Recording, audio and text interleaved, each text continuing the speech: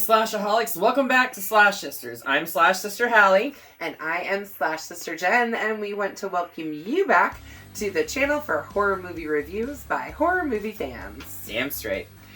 Today we are going to dive into a movie that is best known for its absolutely insane practical special effects by the maestro Rob Bottin. Which honestly, I think this is about the only thing that I know of that he's done. He's done some other things. Just earlier today I was looking it up. He definitely continued working. This was one of his first projects. He had worked with John Carpenter before, but this was like his first. Major project. This is what made him like famous in that scene. But he's just not like. He's not as well known to me as like Rick Baker or Stan Winston or KMBFX or anything like that. Right. The names that we hear all the time. Right. Like you would think that this movie would have made him a household name. You would, at least in the horror genre. Yeah, for definitely. Sure. With a story that portrays paranoia in a way that makes you feel it literally in your soul, this action-packed film is a non-stop assault on your mind.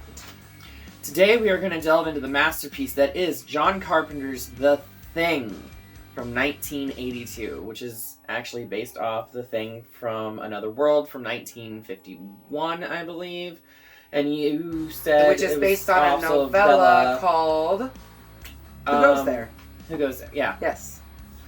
So, with tons of source material for this, John Carpenter definitely had a ton of things to try to include with this, but he definitely left his mark on it, and when people think of The Thing, this is the film they think of. They don't think of the other one or the novella, and from what I understand, even the newer one. Yeah, and from what I understand, John Carpenter was a huge fan of The Thing from Another World, and that was his major reason for wanting to remake it and wanting to do this film.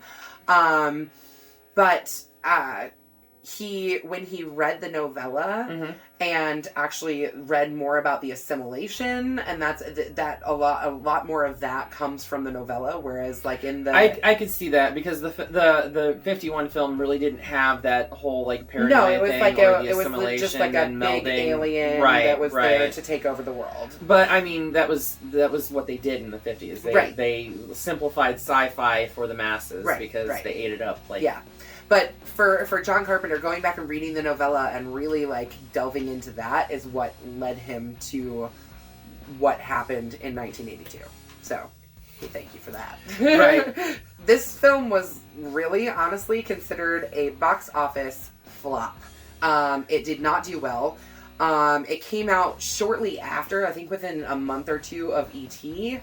And I think people, from what I can understand, it also opened up against on the same day Blade Runner, and Blade Runner was by far the more successful science fiction fantasy film at that time, and it outperformed this film. At the time too, when this movie came out, people were absolutely disgusted by the practical effects. People did not find this to be like a stunning feat in practical effects the way that we do now. We look back on it and we go, wow, look at the amazing things that they did for the time period, especially. But yeah, at the time it was largely looked at as a splatterfest that was disgusting, and people just didn't like it. As we've just pointed out, critical relooks of this film has left many people praising it years later for the innovative story and the incredible special effects from, as I said, Rob Bottin. They are just phenomenal. Incredible. So, yeah. Well, why don't we go ahead and get into it? Alright. In Antarctica, a Norwegian helicopter pursues a sled dog to an American research station. The Americans witness the passenger accidentally blow up the helicopter and himself. The pilot fires a rifle shots at the Americans, but they cannot understand him, and he is shot dead in self-defense by the station commander, Gary. Yes. If they would have actually been able to understand what he was saying, and this has actually been confirmed by John Carpenter himself, the Norwegians were actually saying, get away from it, it's not a dog. It's not a dog, it's not a dog, it's some kind of thing. Right. Yeah. Get away from it, it's not a dog. So if they could have understood it, we may have had a very, very short film. Yes. But we didn't. Yes. The American helicopter pilot R.J. MacReady, played by Kurt Russell. God, I just had a complete and utter... That's okay. So R.J. MacReady, played by Kurt Russell, and Dr. Copper leave their base, the American base, to go to the Norwegian base to investigate and try to figure out why the fuck they just came firing at the American base. Among the charred ruins and frozen corpses, they find a burnt corpse of a malformed humanoid. So what do? They put it on the helicopter and bring it back to their base. Why? Tell me why. Curiosity. Why? I understand that we have to have these plot points to further the story and make it go. But somebody please tell me why. Yeah, it seems like a really terrible idea to bring some kind of like malformed human. Like, I mean, it had clearly they had like two humans melted together. Right. So let's bring it back to our base and dissect it and find out what the fuck's wrong with it. Can't you just leave the shit alone? No. We wouldn't have a movie if we did. I understand that, but I mean, I would hope that if something like this were to happen in real life, the real life scientists, no, they wouldn't. Nope, they'd bring it right back to the... Yeah, I don't know what I was thinking. Yep. Their biologist, Blair, who's played by Wilford Brimley, which I love. The diabetes man. The diabetes. He autopsies the remains and finds a normal set of human organs, which is a little alarming. Just one set of human organs? Because he didn't say if it was multiple sets. Yeah, he did not say if it was multiple sets. He just said that everything was normal human organs. Yeah. But it was clearly two humans melded together. And honestly, if you've seen the 2011 prequel to this, you know what we're talking about. Mm-hmm. And if you haven't seen that, we recommend watching that one too. Because because even though it got slammed, like hardcore slammed. Well, the CG effects, and honestly, it was the studio's pursuit of the CG effects made it bad. But the story is so good, and it literally ends directly right into this. Yeah. So, anyway, Clark kennels the sled dog. Which, by the way, did you know who is playing Clark? I do. I just can't think of his name right now. It's Stanley from It. Oh yeah, love him. He also played the father in My Girl too. Yeah. Clark kennels the sled dog, and almost immediately the dog's head split opens and tentacles come out of it, and it absorbs several of the other station dogs. Yeah, that scene. I mean, it's the first time that we really get to see the thing and how it works and how it assimilates other creatures, beings, whatever. Yeah, into it. Yeah, just seeing the face split open like that. I remember the first time I have a confession to make. I watched The Thing for the first time within the last 5 years. What? Yeah. That look of shock on her face is real. Yeah. Excuse me. Yeah, no, this is happening in moment. This is not... Nope, I didn't share this with her before we started recording. Seriously? Did you just never want to watch it? It wasn't that I never wanted to watch it. It was just that I don't know. I guess like nobody had ever made me sit down and watch it.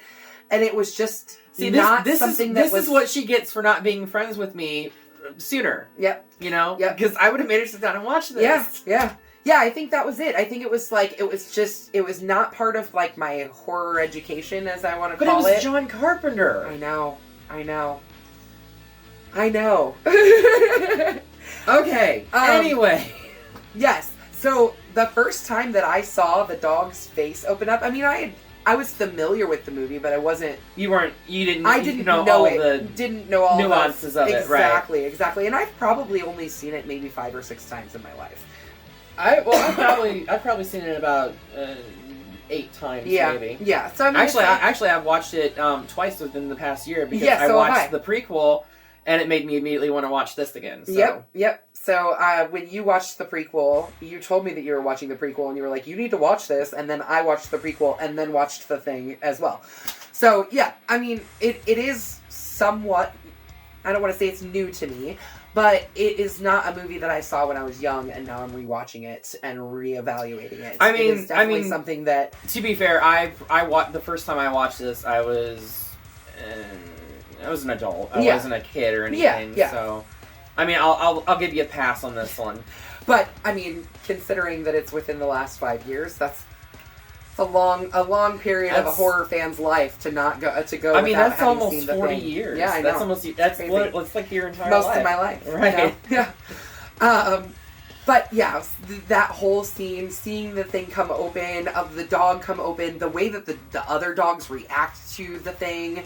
I mean, some of the dogs are literally biting at the fence, trying to rip it open to get away from it. And you feel so heartbroken for those dogs. I know. Because they don't understand what's going on. They just want to get away. They're scared. I know. And you know what? We didn't talk about this in our last video for Blood Creek, but there is a website called doesthedogdie.com. Because the dog dies in Blood Creek as well. Whatever. I'm just finding out all kinds of stuff. But there's actually a website that tells you if there's a movie, if the movie that you're about to watch has a dog that dies in it. Dog deaths, any animal, especially domestic animals, cats, I'm dogs, going to be honest, bunnies, I feel like more sympathy for an animal dying in a film. I don't care if it's horror or not. I feel more sympathy for them than I do for humans, because humans are atrocious. Yep. They didn't do anything wrong. Those poor sled dogs. Mm-hmm. Yeah, so regardless, if you ever need that, doesthedogdie.com is a great resource for people that are very sensitive to things like that. Good to know. Like I said, I'm just finding out all kinds of things today. So, the disturbance alerts the team, and Childs ends up using a flamethrower to incinerate the creature. When Amy and I were sitting down rewatching this, I couldn't help but question why they have flamethrowers so prevalent. And I had to remind myself, this is in Antarctica. Yeah. Shit freezes very quickly. Mm-hmm. A quick blast with a flamethrower is going to thaw it out faster than waiting for time. Mm-hmm. Yep. So I have to just keep reminding myself, this is very cold, they need the heat, this is why they have them. And mind you, there are multiple sets of those flamethrowers. Oh yeah, there's at one point in time in this film, there are at least 3 characters that have a flamethrower on their back. Mm-hmm. Yep. So, Blair autopsies the dog thing / whatever the fuck it is, and surmises it is an organism that can perfectly imitate other life forms. Yeah. So, data recovered from the Norwegian base leads the Americans to a large excavation site containing a partially buried alien spacecraft, which Norris estimates has been buried there. I'd say the ice it's buried in is 100,000 years old, at least. And a smaller human-sized dig site very close to it. Blair grows paranoid after running a computer simulation that indicates the creature would assimilate all life on Earth in a matter of 2,700 hours. Yeah. Or no, 27,000 hours. Yeah. So I did the math on this. It would actually take a little over 3 years. So there is a time window where you could effectively stop it. Is there though? I mean, you would really... They weren't able to stop it in their small little outpost in Antarctica. Well, paranoia runs deep. Yes. But you think that's not going to run deep once it spreads and spreads and spreads? I mean, fair, I guess. But, I don't know, the 27,000 hours makes it seem like it's a shorter time period because you're saying it in hours. But when you say it in it's a little over 3 years, that's a long time. Yeah, that is a long time. For it to fully assimilate the entire human race. For sure. So... the remains of the malformed humanoid assimilate in isolated Bennings, but Windows interrupts the process and MacReady burns the Bennings thing. So kind of from here out, we're just gonna as things assimilate, we're gonna say the person's name and thing. Right. So there's the dog thing, and now we've got the Bennings thing that was just incinerated by MacReady. The team also imprisons Blair in a tool shed after he sabotages all the vehicles and, literally all of the, radio equipment and everything like that. Yeah. He just kind of goes bonkers because he's massively paranoid over who is a thing and who's not. And he doesn't want it to escape. Right. I mean, essentially that's why he sabotaged all the vehicles, because he didn't want it to have a route out of the base. He didn't want it to have a route out of the base. He didn't want them to communicate and try to get anybody else to come down there to rescue them. Right, because without knowing who is assimilated, who is a thing or not, they can easily take him back to a larger populated area. Exactly. Right. I said watch Clark. And watch him close. Do you hear me? So Copper suggests that testing for infection by comparing the crew's blood against uncontaminated blood that they had held in storage, which makes sense that they were kind of going to do a blood test. I mean, so that makes sense that they would have uncontaminated blood in storage, because God forbid you have something go wrong and you have to have a blood transfusion. Yeah, sure. Is the uncontaminated blood their blood? I don't know. Or is it other people's blood? I don't know. So I don't know how they were going to use that test. I'm sure. That to me is kind of like, it makes sense if they would have, like, you know, each one of them, like, donated a pint of blood or a couple pints of blood at the beginning of the excursion, so they had their own blood on hand if they needed a transfusion. Right, but if it's other people's bloods, that test is going to be null and void. Yeah. It's not going to matter. I mean, I don't know. I'm no scientist. Well, neither am I. But still. I have no idea what the process is for going to Antarctica and spending long periods of time. Right. Maybe you do store up some blood just as a backup, you know, so that you have your own blood. You know, you don't have to worry about it not being the right type. I mean, it's definitely a plausibility. Like we said, we don't know. So when they find that the blood stores have been completely destroyed, the men lose faith in Gary's leadership. Yeah. And because he was the only one with a key, or the only one really with access to the key. He was the only one with everybody has access to the key, technically. Because anybody could get the key from him. Yeah. But neither here nor there. He hands leadership over to MacReady. Yep. Or MacReady, depending on how you read it. MacReady. It's definitely pronounced MacReady. It's pronounced MacReady, but it looks like MacReady. It does. MacReady, Windows, and Knowles find Fuchs's burned corpse and figure out that he unalived himself to avoid assimilation. How they figured that out is still kind of a little bit beyond me, but he burned himself? Or something burned him? Incinerated. Dead. He is a burned up corpse now. Windows returns to the base while MacReady, and Knowles investigate MacReady's shack. Because I think at this point he sees that there's a light on up in his shack and he didn't leave it on. Right. During their return, Knowles abandons MacReady in a snowstorm, believing he has been assimilated after finding his torn clothes in the shack. Yeah. So MacReady kind of comes back though, and he breaks the window to get back into the facility. Yeah. The team kind of debates on whether they want to allow MacReady back in, but he breaks in and holds the group hostage with a big old bunch of dynamite, which is, you know, I mean, why not hold everybody hostage with dynamite? I mean, if you're gonna go in style. You know. He surmises though that like somebody put his ripped up clothes. Somebody's framing him. Mm-hmm. Absolutely. Yeah, for sure. During this encounter, though, Norris appears to suffer a heart attack. As Copper attempts to defibrillate Norris, his chest transforms into a large opening mouth and clamps down on Copper's arms and rips them off. Yeah, which this scene is so freaking cool. It is. I love it. Because the actor that played Copper obviously had both of his arms. Right. They used a double amputee and facial prosthetics to approximate his features. Mm-hmm. To make it look, because they had all this was done in frame. They did. Yeah, they attached fake arms to the double. They did a cut away when they had the fake arms go in and everything, and substituted out the actors and whatnot. But it all happens in frame. The arms get ripped off in frame, and he falls back and he turns his head to the side, so it's not a full on shot. It works. It totally works. It's so cool. It's one of the greatest scenes in this.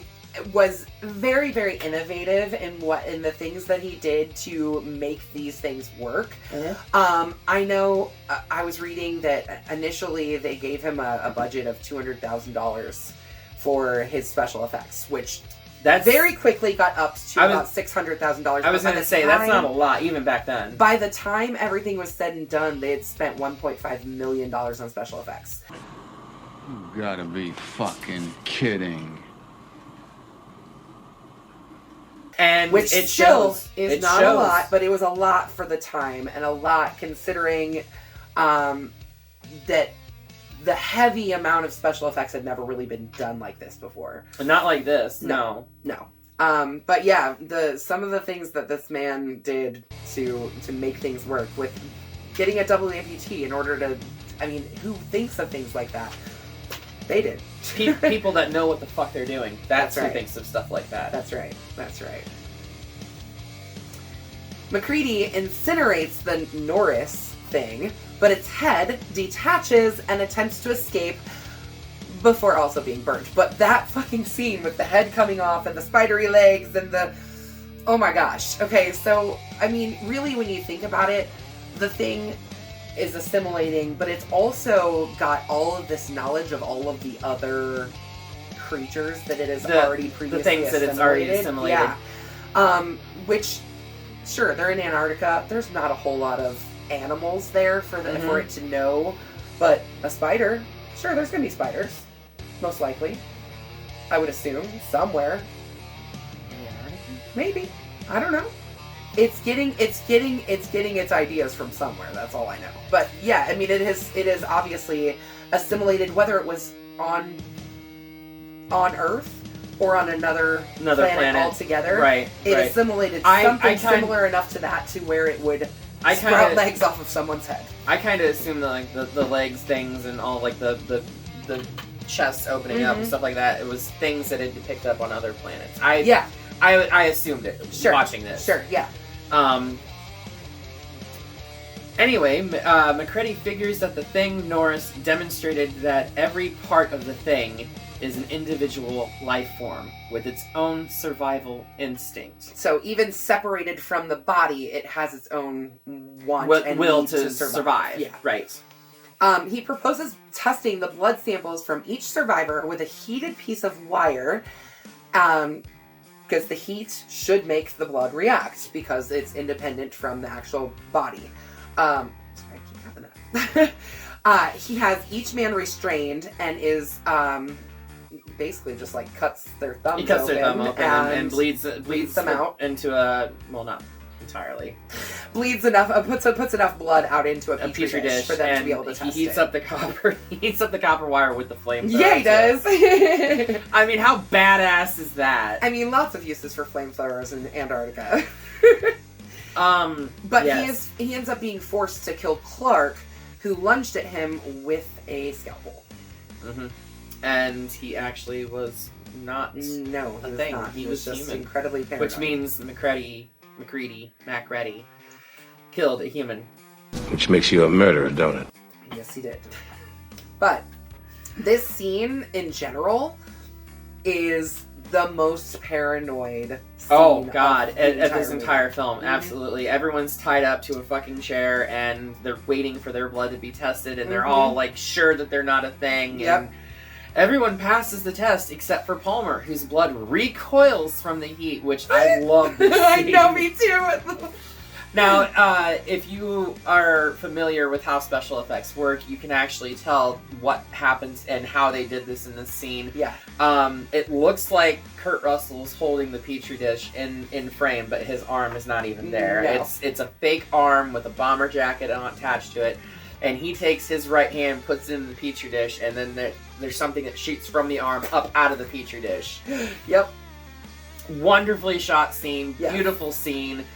And it works on so many levels, even though you can tell that it's fake. Well, yeah, but who cares? You're not watching for the fake arm. You're watching to see the blood react. Right. And mind you, they set it up for, like, everyone before it, thinking that it's going to happen. And then this one happens, and they do it so nonchalantly. He's just, like, he's so sure. It just... Yep. And it's a jump scare. And literally immediately afterwards, Palmer starts, like... shaking and like it's turning into the thing. Mm-hmm. He becomes the thing. Right. The thing. Exposed. The Palmer thing transforms, breaks free of its bonds, and infects Windows, forcing MacReady to incinerate both of them. Yeah, Childs then is left to guard while the others go to test Blair. So they go back out into the cold, out into the shack where they left Blair.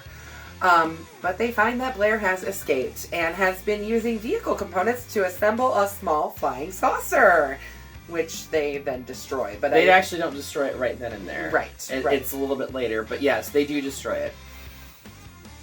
I'm sorry, he was building himself an own little private saucer. Yeah, I don't know where he thought he was going to go, I think he was going to try to get the fuck out of there. Yeah, I guess so. I mean... Which at this point in time, obviously... he's been assimilated. Yeah. Absolutely. Yeah, because before he was, like, very paranoid about not allowing anything to get out. Now he's like, I'm getting the fuck out of here. I'm spread around everywhere. Right, exactly.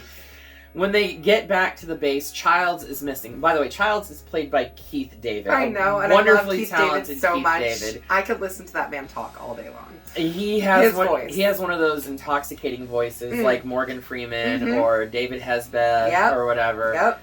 And mind you, they're all black too. Yeah. Weird, but their voices are just very encapsulating. Yes, like you want to hang on to every word they say. Absolutely.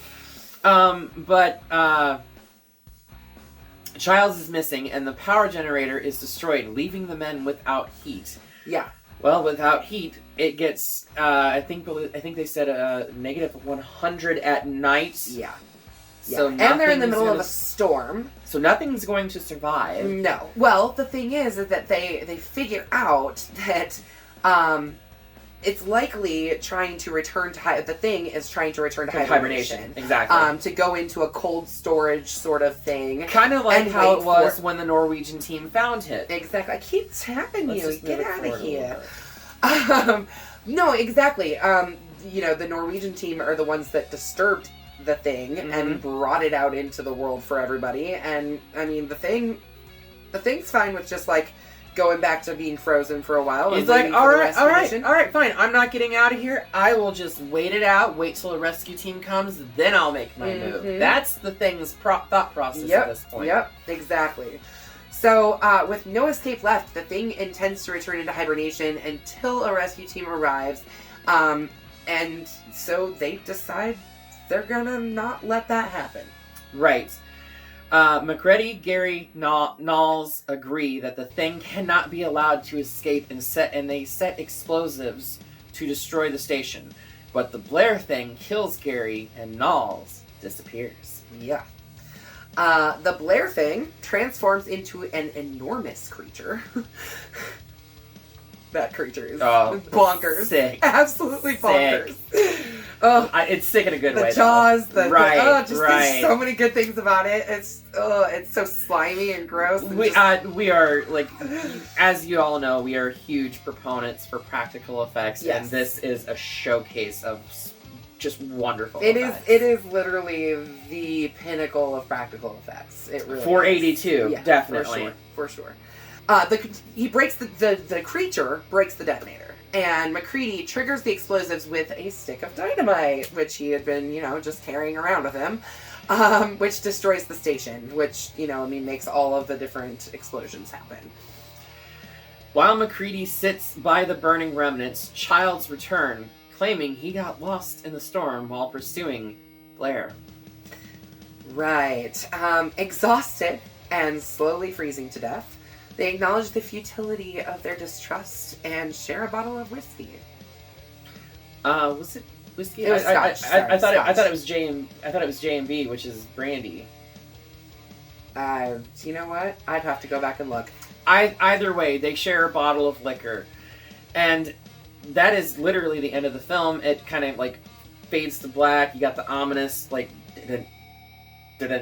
which is like pinnacle for John Carpenter's themes. Honestly, he does it in a lot of them, especially his he called it the Apocalypse trilogy that he did, which is this, Prince of Darkness, and what was the other one? They Live. Yeah.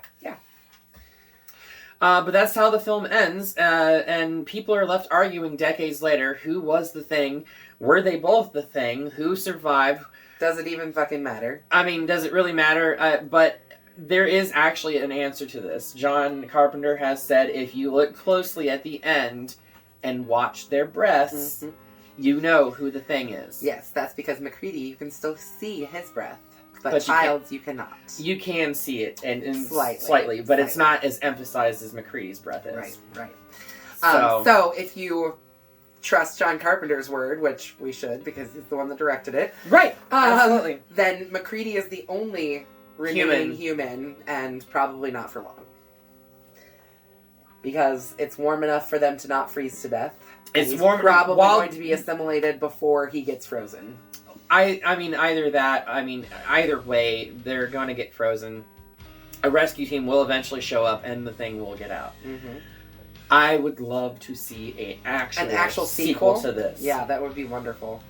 You know that no matter what, if they were to do a sequel, people will hate on it because people don't like sequels. Because it's the same reason they hated on the prequel. But if they do it right, get John Carpenter involved. Have, I don't know, Blumhouse do it, who's doing all these remakes of our sequels, of legacy sequels that they're calling them. They have Blumhouse step in and do it. I think that they could make it right. I think they could too. The thing is that it would just be another story of how the thing reacts with another group of people. Because otherwise you're looking at apocalypse. But, I mean, they could actually do it, turn it into a legacy sequel, and actually have it set in present time with better technology. True. Like, literally not have the American base be found for 40 fucking years. It's plausible. It's doable. Yeah. So? Anyway, I give this a bloody machete straight to the fucking sky, because it is just... I mean, there are a few films that I can say are perfection. This is very fucking close to perfection. Yeah. Very close. I would fight really hard to try and come up with even one thing that was wrong with this film. I don't think that there was hardly anything wrong with it. I can't even think of like a plot hole or... It was wonderfully written, wonderfully acted, wonderfully directed. The special effects were just mind-shattering. Absolutely. I mean, to this day, it's still baffling how they did some of the stuff, but it is just one of the greatest, and it still holds up to this day. Yeah, it does. It does. It definitely does. So, yeah, for me, it is a bloody machete up as well. It's one of the greatest films ever put on tape, on actual film. It's a beauty, and something that should be preserved at all costs. I mean, we can send it back down to Antarctica. That's true. It would be preserved. Let's do that. Let's do that. So, we'll see you again in another 100,000 years. The thing. Or maybe not so far off. Who knows? I mean, it would be nice to see somebody. Blumhouse is getting their hands on a whole bunch of different intellectual properties and making legacy sequels to it. They just did it with Halloween. They just did it with The Exorcist. I think they have a couple other properties that they're getting ready to reboot. I know Blumhouse has something to do with some of the new Friday the 13th stuff that's coming around too. Whether that be, I think they're somehow involved with the TV show. I know that's coming straight to Peacock. I know that. Yeah. And we'll discuss that one later too, hopefully. But I have my reservations on that. I do too. I don't know how you can do something based on Crystal Lake when... Anyways, that's beside the point. Right. What would you like to do next, Hallie? I think it's time that we do a proper ghost story. Oh, I do love a good ghost story. Technically, it's not a ghost story. It's different dimensions or whatever, or planes of existence, I guess. But it's a ghost story. Yes, it is. If I can find it. Insidious. We're going to be taking a look at the James Wan directed Insidious.